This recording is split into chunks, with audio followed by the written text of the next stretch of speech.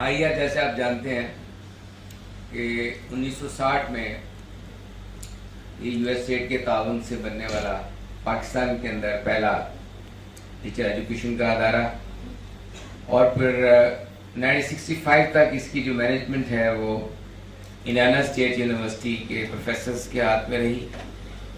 और उसके बाद हमारे ग्रेजुएट्स ने इसकी कमांड संभाली।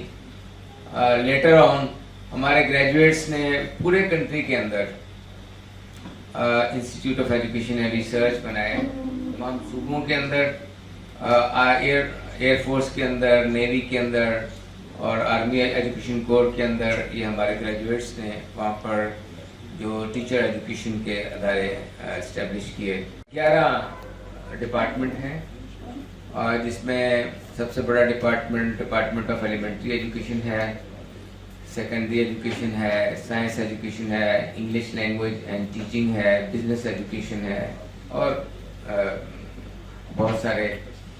उन डिपार्टमेंट्स के अंदर फिर हमारे मुख्तलिफ प्रोग्राम्स हैं, जिसमें ऑनर्स प्रोग्राम है और 5th सेमेस्टर से भी हम इनटेक लेते हैं जो एसोसिएट डिग्री करने के बाद आते हैं। फिर सबसे पुराना जो हमारे यहाँ एमफिल और पीएचडी का प्रोग्राम आईईआर के अंदर है।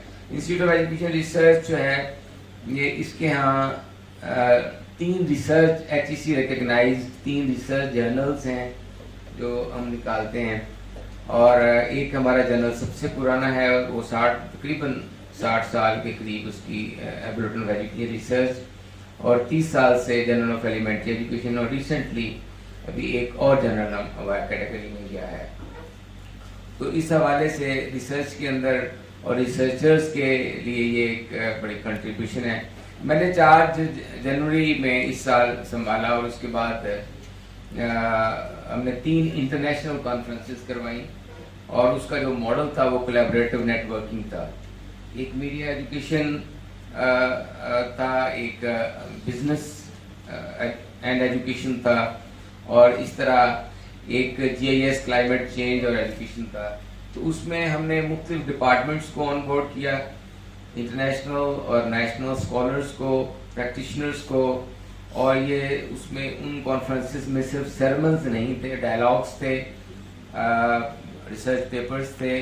और एक शेर मुझे याद आ रहा है इन गैलेक्सी ऑफ स्टार्स को देख के,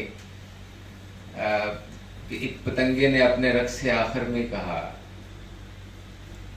लॉ में कहते हैं डाइंग डेक्लेरेशन, कि जब इंसान मरने लगता है तो उसके वक्त जो स्टेटमेंट देता है तो लॉ में समझी जाती है कि वो सबसे ऑथेंटिक और वैलिड है।